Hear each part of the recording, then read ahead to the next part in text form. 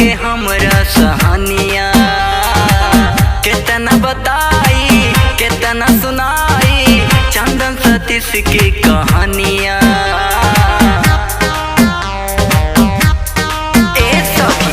कबो निक लागे कबो लगे बाउर यारवा के हमरा सहानिया।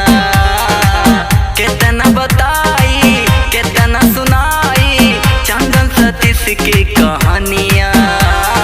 पर तुम नील दुर्घटना बा